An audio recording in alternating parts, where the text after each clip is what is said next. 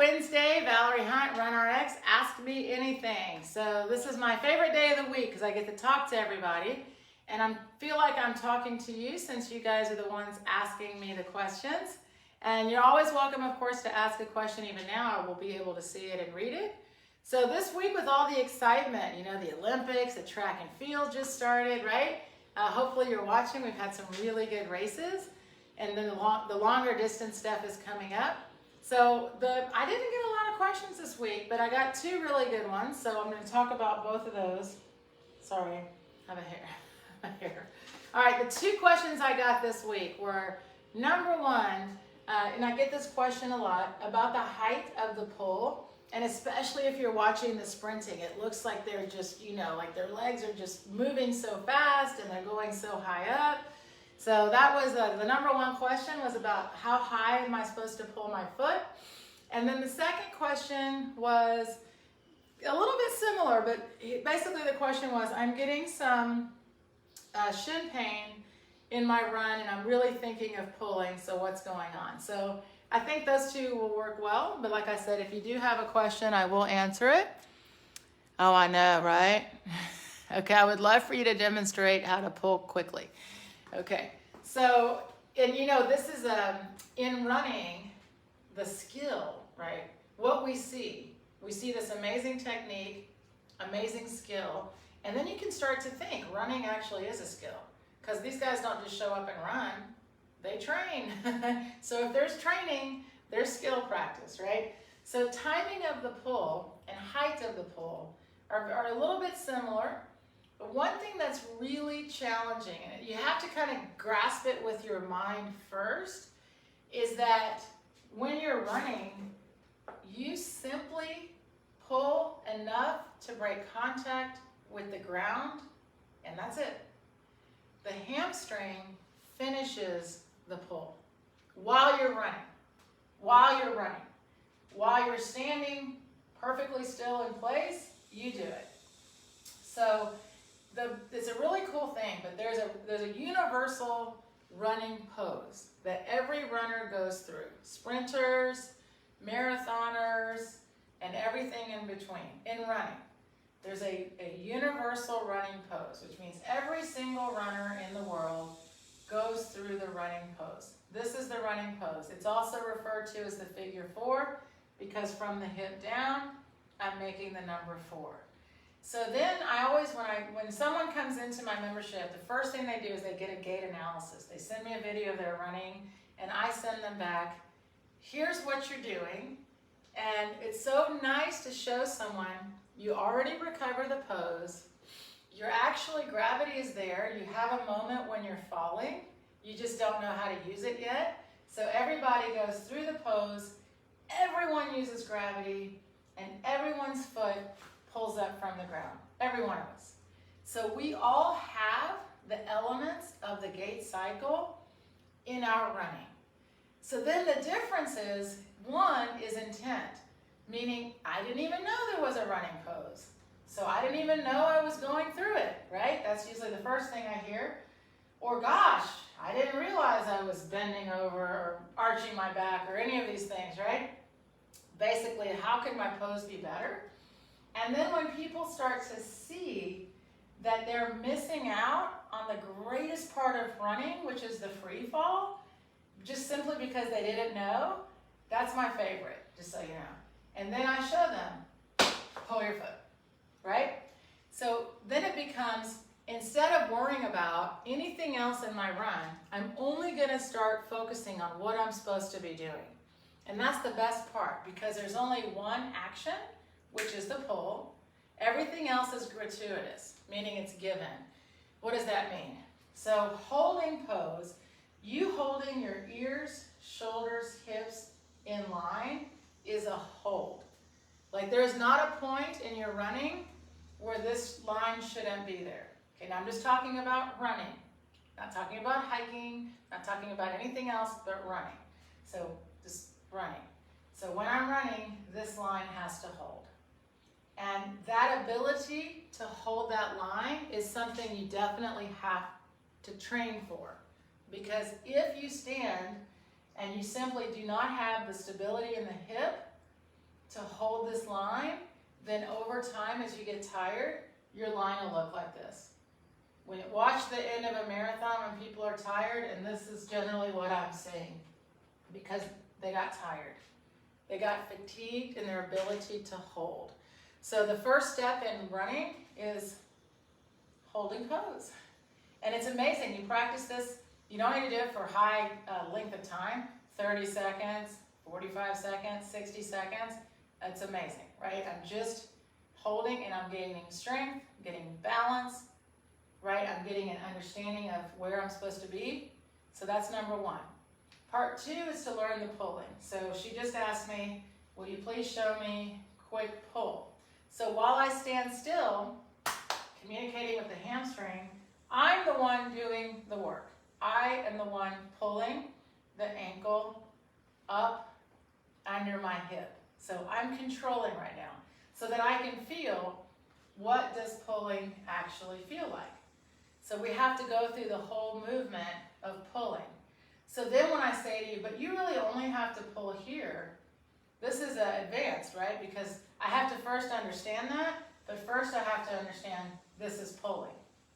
So then when I start to add falling, and what is falling?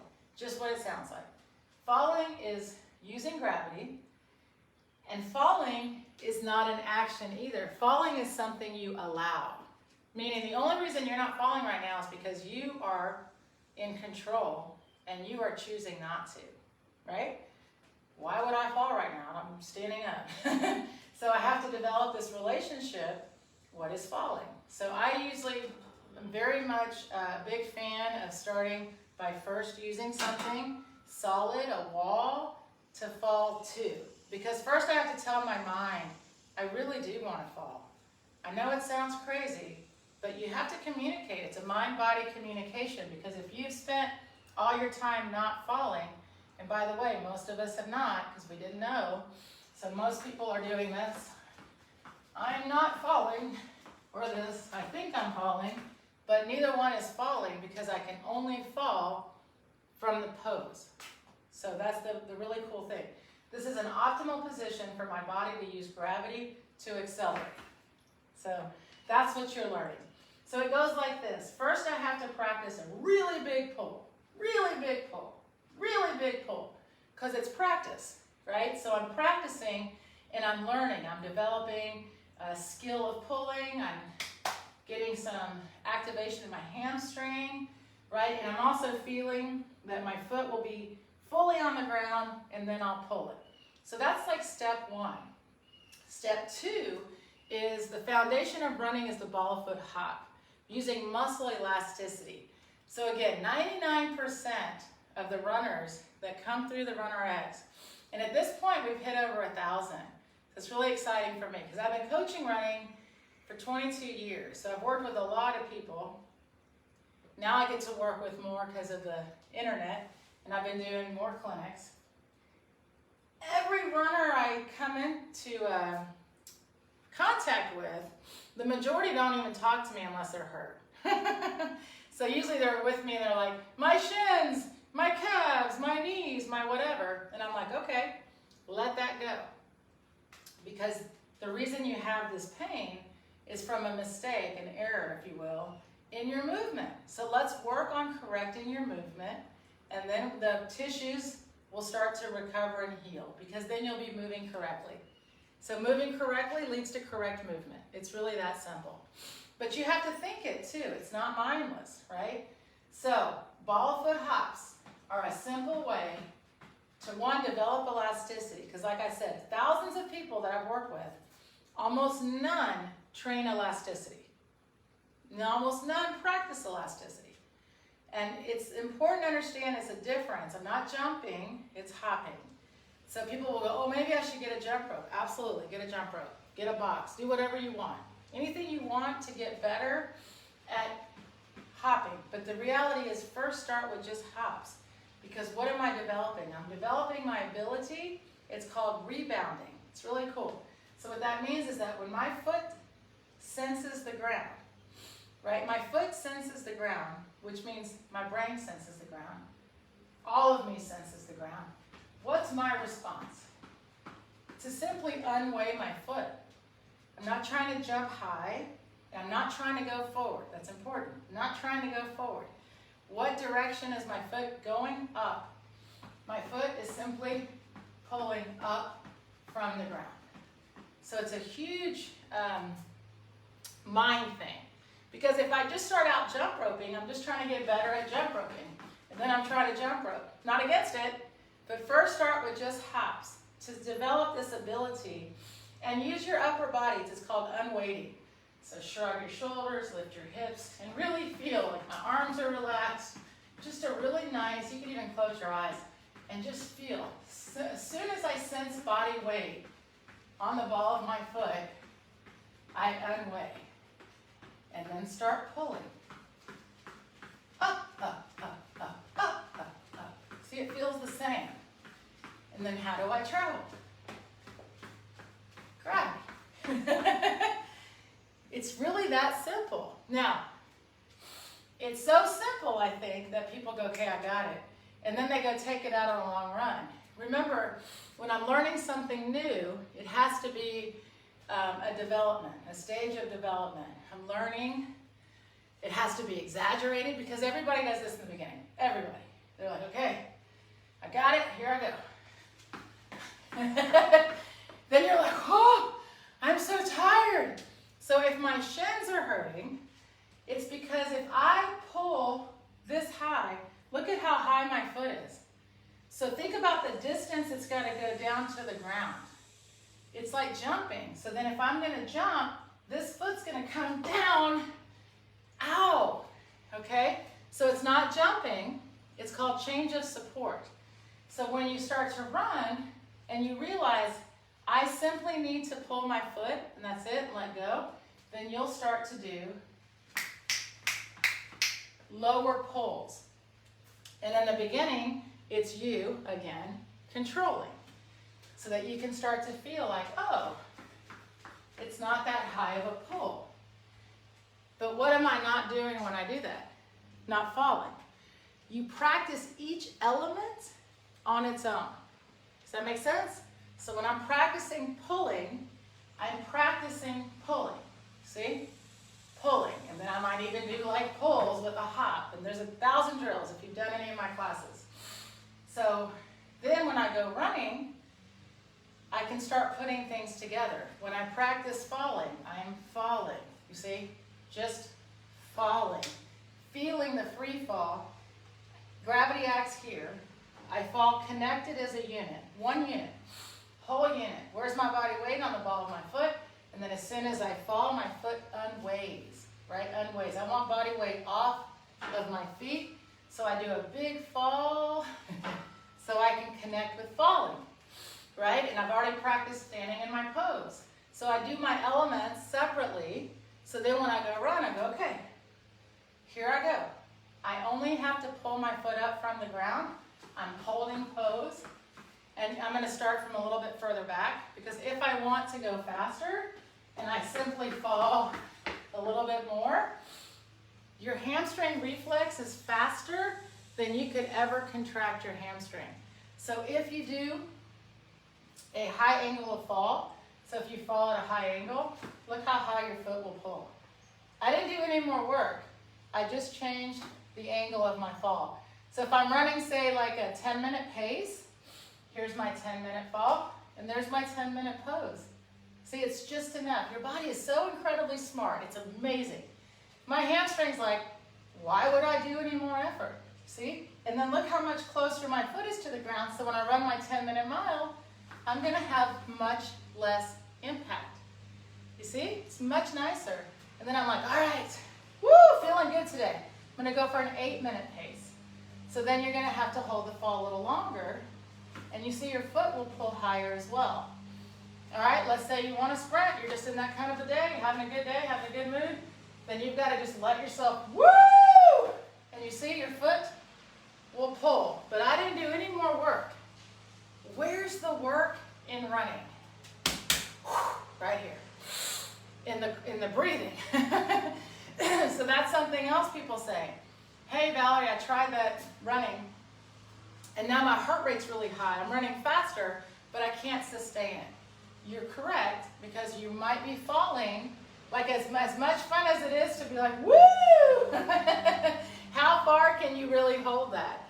So I really highly suggest practicing the different fall angles for fun, because it's such a good thing for your brain and your body. When you actually allow yourself to fall and simply let your feet pull, you're developing elasticity, muscle tendon elasticity, you're strengthening. There's so much good stuff going on. Strengthening your muscle tendons is a huge advantage in running versus stressing the joints. So if you're running and you're like, I feel pain, like a shin splint, plantar pain, IT band, any of those common, sore calf, any of those common running pains, then you need to start thinking, ooh, I'm either pulling too high, or maybe I'm jumping, but I'm certainly probably doing more work than I need. So go back to quick low pulls. And then fall. And you should immediately feel, same feeling, but yes, the foot will pull higher. But when you let go, that it's not your job to heighten, then your job is not height of pull. Your job is timing. And once you've pulled the foot, you're done, you pull the other one, your life will change. Because most of us, again, when I'm watching you run, I still see people that are pulling, and then they also want to put the foot down. So they're going, pull and reach, pull and reach, pull and reach. And whoo, you're doing two jobs, both unnecessary. You see what I mean? So it's really about break each element down. Thanks, Robin. Break each element down into the simplicity of what it is. Don't overthink it. And then when you're running, where's your fall point? You can see it, but most of all, feel it.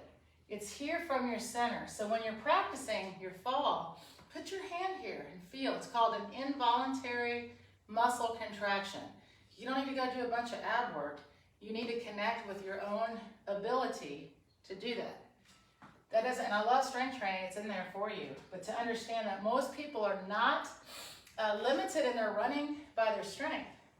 They're limited in their running by their understanding of running. Isn't that just the greatest thing? Then you can add skill, strength, self-care to make you a better runner. But the first step to understand that anybody, any one of us, can just free fall. And the pull is actually a natural response.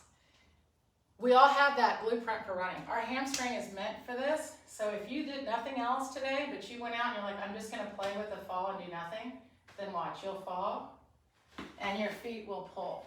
If you fall and you do this, shin splint, because you put your foot out, and anytime the foot goes out, no more running. You're grounded. You're landed, right? So let go of the ground. Let go of thoughts of foot striking. We don't care about foot strike. We care about responding. We care about that as soon as my hips go forward, I'm pulling my foot. And you will start to feel the wheel, I call it. If I start to really feel good in my running, I should feel like my wheels are spinning, right? Because I'm falling and my foot is pulling. And look at the sprinters. Like if you're going to go back and see any of the Olympics, we see that height of their pull is insane, right? There's no way they could maintain that kind of speed of pull if they were actually the ones pulling their foot, right? Keep that in mind. They are just brilliant and skilled and amazing at being able to go like this.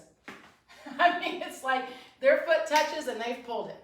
That's just, practice, practice, practice, which is why you add practice to your running. Maybe I'm not going to the Olympics, but I'd certainly like to be able to run my next 10K, half marathon, full marathon, whatever I want to run, using elasticity, which saves the joints, reduces muscle fatigue by 50%. It's just amazing, right?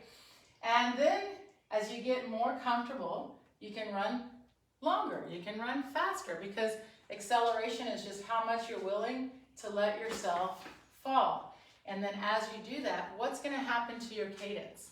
It's going to go up, right? You will need to be comfortable with allowing your feet to pull. So I'll do one last time. If you want to try this with me, it's a lot of fun. So we're gonna do 10 ball of foot hops. And once we do the hops, we're just gonna pull in place, okay? So your knees are nice and bent, body weight's on the ball of the foot, spread your toes out. Really get in your feet, okay? You should be able to spread your toes out in your shoes, by the way. It's important. All right, so 10 hops.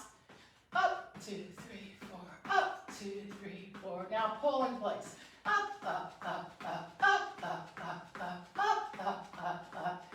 Now look ahead and see if you can lead from here, like there's a string, and start to go.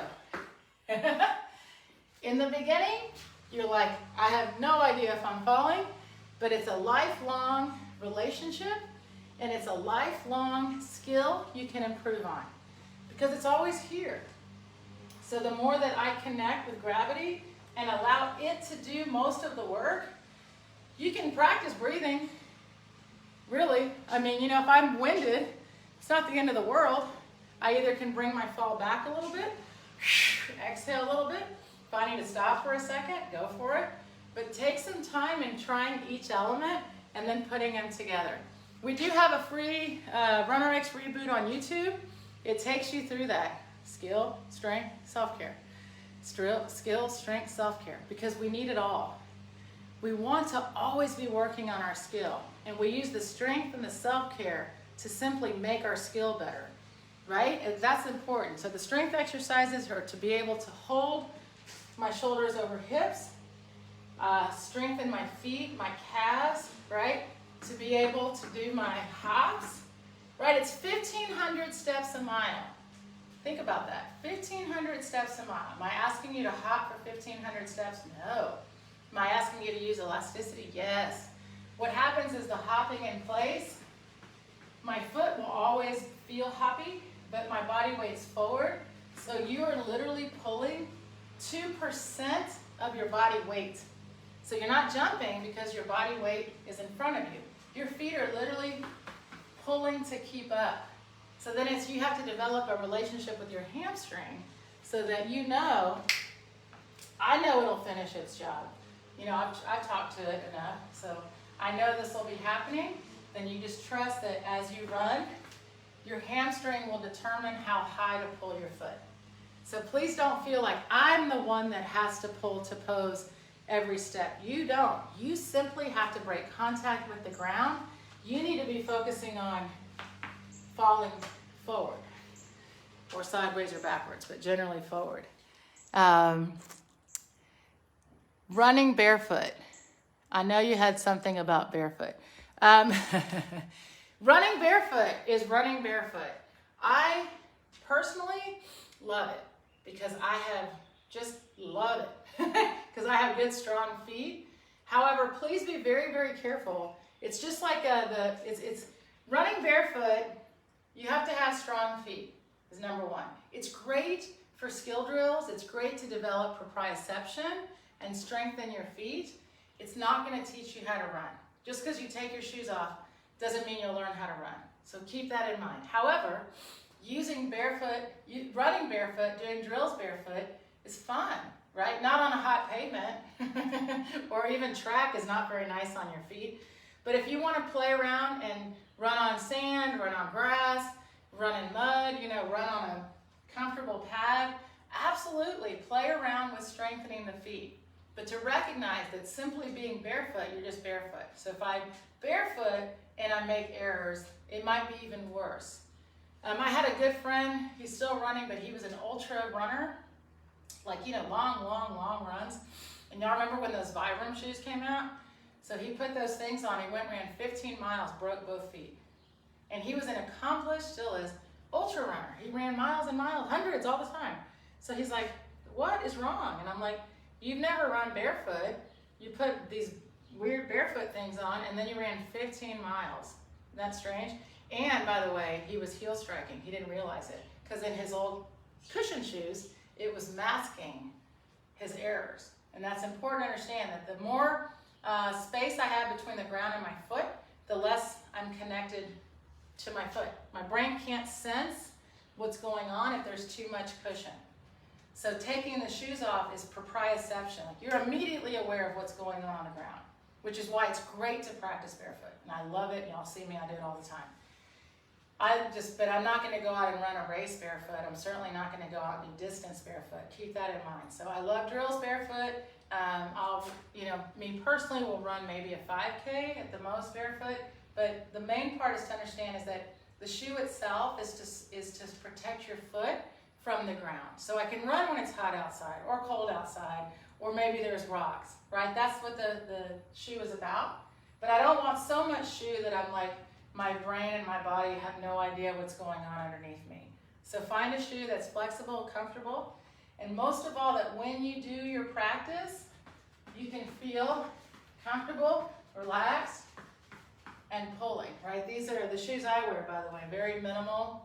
And again, I'm very comfortable with that. But take time with easing into that. I've had a lot of people that just simply will take their shoes off and then they're like, I broke my feet. So grass is really nice. Like, don't just go out on hard concrete. But yeah, play on the elements because they really, really do help. Best drill to coach. Well, I don't think there's a best drill, but I do think that doing one practice for each element is the best. So keeping that in mind, meaning you've got to just practice what is the pose. Like, that's number one. And then pulling to pose. Because what's my job? I'm always pulling to recover pose. Because why? I can only fall from the pose. So my favorite drill that I do constantly is I do that. I stand in my pose, I fall, and I pull. And it's very hard for me to just do a single pull. But fall, pull, pull, pull, right? Always thinking, pull, pull, pull, right? But the development of falling, guys, is on its own. Like, you really have to take a little bit of time to just simply fall. It doesn't just happen when you're running. It's not crazy. It's 5 or 10. All of my practices, if you follow me on the Instagram or you do any of that, I don't do things for volume. I do things to feel, to sense, so that you can go out and do that in your run. So, great questions. Are there any more practices to learn? Yes. Have you not been on my reboot? Go through it. I'm on YouTube, RunRx YouTube. I have a 30-day practice. It's got 30 days of practice. There's more than you want, probably, but it starts with the elements of the gait cycle. It takes you through hops. It takes you through strength for running. It takes you through the self-care. So everyone that's like, what's the best stretch? There's a bunch of stretches on there. Do them all. If you're not doing, there's not one that's the best, right? Now, there's only one running pose, so that's what I do practicing. There's only one running action, right? There's only one gravity. So those things stay the same. But the variety of the drills is for perception. It's for skill, it's for strength, but it's most of all perception. My mind needs to connect with my body. So I have one leg pulls, sky's the limit on the number of drills I have. But remember, I don't want you to be a driller, I want you to be a runner. So keep in mind, every intent of the drill is to help you with your run. But it's all there for you. And if you go check it out, comment on there. Oh yeah, come on. So Mario's like, how can I have you? Send us an email, go on the website. Absolutely, go on runrx.fit, contact us, or just email support@runrx.fit, and we'd be happy to get started on getting a clinic together. Absolutely. As everything's starting to open up, it's a lot of fun. The races are coming back in, right? So yeah, absolutely. Send us an email. If you're interested in having me watch you run, that's the best. Join our membership. You get 12 weeks of coaching, and the coaching is all about you. And that's the best part. When I watch you run, I'm just watching you. When you check in every week for 12 weeks. Every week for 12 weeks, I watch you.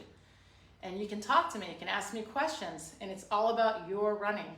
I'm telling you, if you take time for yourself, because for a lot of people, they say that, running's my freedom, running's my time, running's my everything, right? Brings my happy place. And so usually when you come to me, like I said, it's, oh, Valerie, I can't run. I got this shin, or I got this hip, or I got this knee. Well, then we also have to spend time doing what? Recovery. So the best time to come into the immersion is before the injury, of course, if you can. But if you're injured, still come in, because the beginning of the practice is a lot of static work. And that's what I can help you with. I can help you with helping restructure your pose, with your pull, with your fall, with your drills, with all of it.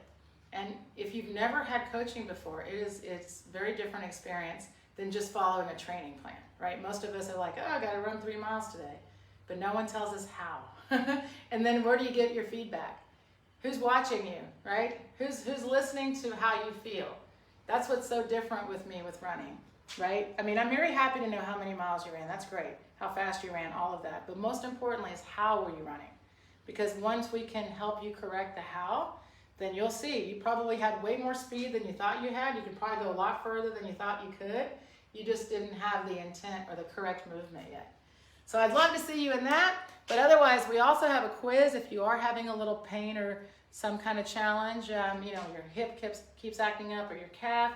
Go through the free quiz on the website, and it will help you to maybe see what you might be doing and a way to correct it. So I'm really trying hard to try to get everyone at least started into thinking about running a little bit differently, and then it really does help with your movement. So keep the questions coming. You can always comment here. You can send questions in to runrx.fit. Go on the reboot and you can leave comments. I check those as well. And I love hearing from you guys. So have a great run, and I'll see you next Wednesday. Thank you.